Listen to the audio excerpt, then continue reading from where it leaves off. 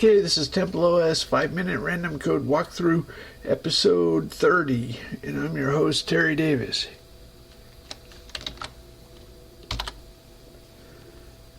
And we are in budget strings. Okay. I made an application called, oh no, I can't show you.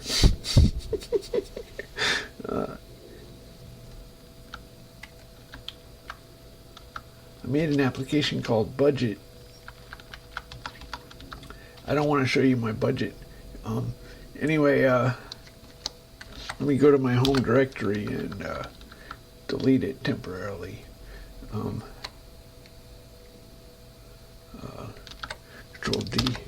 Control D, then I go to my account, TS, TAD.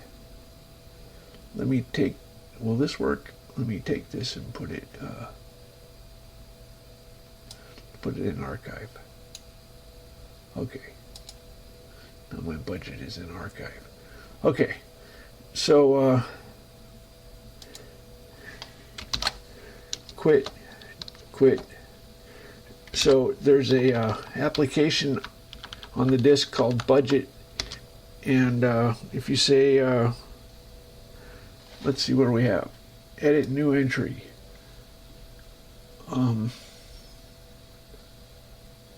Accounts file. So set the name and color of your accounts. To delete account, manually edit home budget accounts. Okay. So these are the default accounts, and you set the color, and then okay. So let's insert a new entry. How do we insert a new entry? In. Okay, so hit in. And today's date is star, and the amount will be $200. And let's credit job and debit bank. Okay.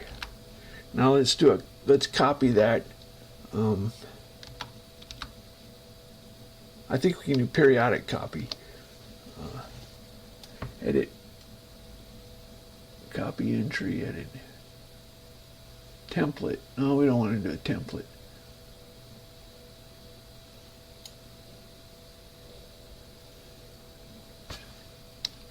Isn't there a periodic copy? Let's see if I hit P. No? This is a simple version of an expanded application I used to have. Oh well. Copy entry. Well, we can make... I know there's a way to do a periodic copy. Maybe I simplified it too much. Oh well. I used to have a complicated personal budget. Now my budget's really simple. So anyway, let's do a new entry. Date star, that's today, $10.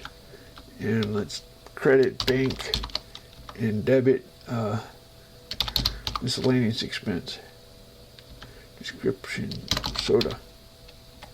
Okay, so we just got soda. Copy. Let's say 10. Okay, so you can see we make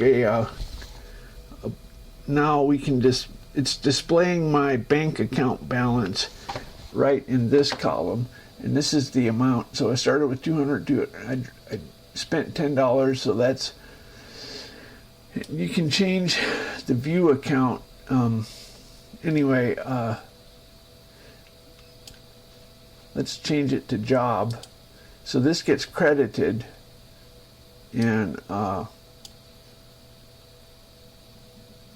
it's miscellaneous. Miscellaneous gets debited. You have to know what two-entry accounting is.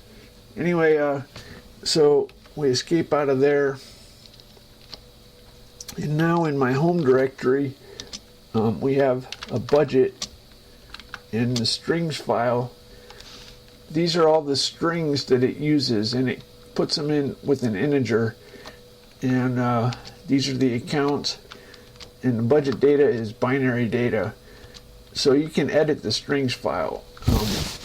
Anyway, so the code we landed in is for doing the strings file write. So one of the things you can do with this is merge entries. So if we wanted to merge, well, anyway, if you change a string like rent to miscellaneous, then the next time you save it, they'll be merged together. Anyway, so I used to have a fancy budget, and then I simplified it over the years. I used to have credit cards and stuff. Now I don't have credit cards. Anyway, so there's an entry for each budget line, and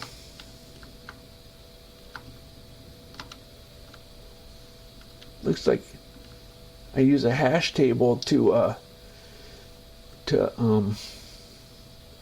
make unique all the strings. I want a unique string, so that's why I use a hash table. A hash table is an array of linked lists, and let's say you add up the letters of a string. So if you want to check if it already exists, you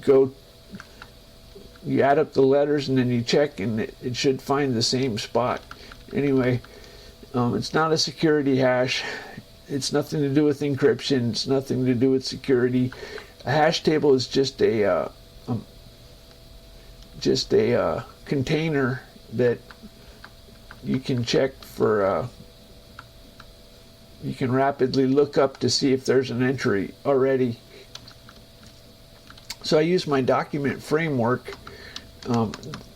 We write the string file. It's a document, and we go through. My hash tables can be traversed you can look up an entry, but there's also a circular doubly linked list for my hash table. If we go to the kernel, so this kind of explains it. There's this is the array, and then there's linked lists coming off. These two had the same bin because their letters add to the same value. This is unique. Dog and dog.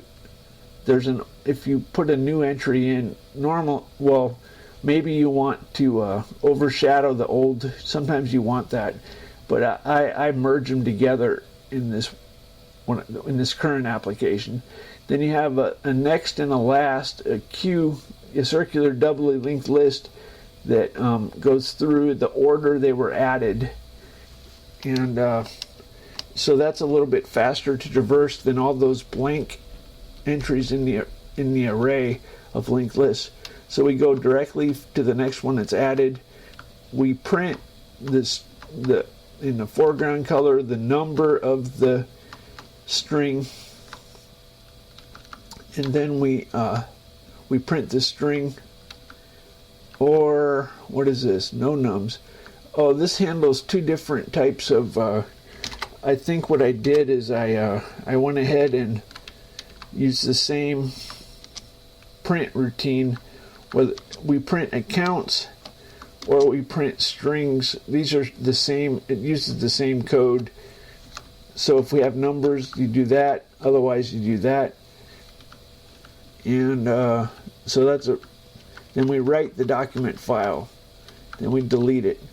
So we don't have fprintf. We write to a document in memory, and then when we get everything finished, we write the document. And where did we set the name of the document? Name. Okay. So we can see where string file write is called. If we go, this is in the applications budget directory. Find in this current directory.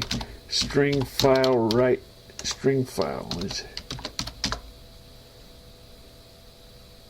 string file write. So when we're reading, string file read, string file write, budget account file. So in the I think here's the budget account file, budget string file. Okay, so it's a simple 2-entry accounting application.